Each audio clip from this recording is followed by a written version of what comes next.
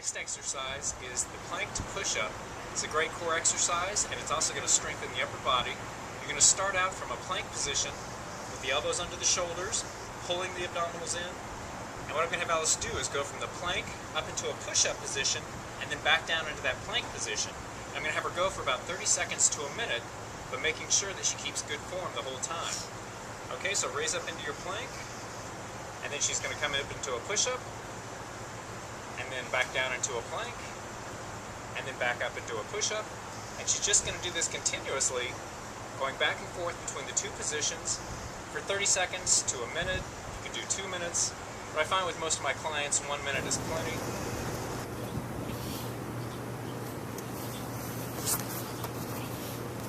Just want to make sure as you're doing this exercise, you try to keep a straight line across the body, no excessive raising of the hips.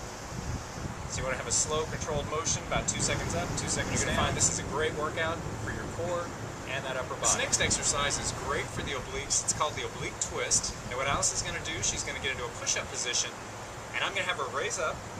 Go ahead and raise up into your push-up position. She's going to bring one leg up, bringing the knee toward the chest. She's going to rotate to the side, rotating from the hip, bring the leg back in, and then back down. She's going to alternate sides.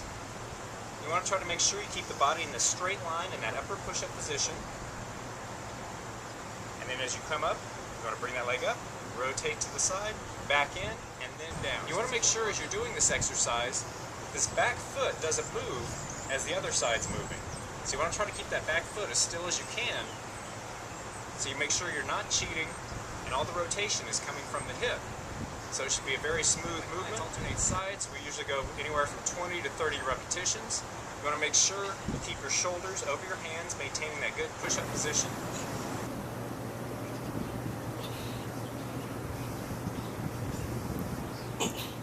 This exercise is a variation on the Superman, where you're lying face down and raising up both arms and both legs.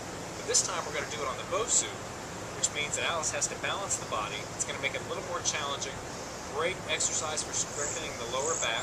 And you want to always make sure that you keep all your muscles equally strong. So since we've worked a lot of the abdominals, core muscles, we want to make sure we work that lower back also. So what I'm going to have her do is raise up with both arms and both legs so the body's in a straight line. She's got a straight line from her foot to her hand. She's going to hold for 5 seconds and then lower back down. And raise back up. I'm going to have her do about 10 repetitions, raising up and holding for 5 seconds each time, keeping the body in a straight line, and then back down.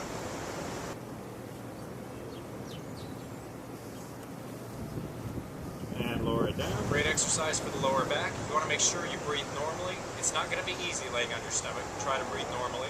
Back. Now, after doing the Superman, I'm going to have her do a quick stretch of the lower and upper back. So what I'm going to have Alice do is get into the all-fours position, hands under the shoulders, knees under the hips. And then she's just going to lean back, leaning the hips back and toward the toes, towards the heels, arms out extended, so she gets a good stretch through her upper and lower back. Basically the child's pose from yoga. Great stretch. You want to hold at least 15 seconds. With the stretch, you can always hold longer, but you want to hold at least 15. Some rules to remember: you never want to stretch a cold muscle. Always make sure you're warmed up first. Do at least a 5 to 10 minute warm-up. Get the blood flowing. Muscles are going to be much more pliable and flexible, and you'll avoid injury this way. So always make sure you're warmed up first, then stretch.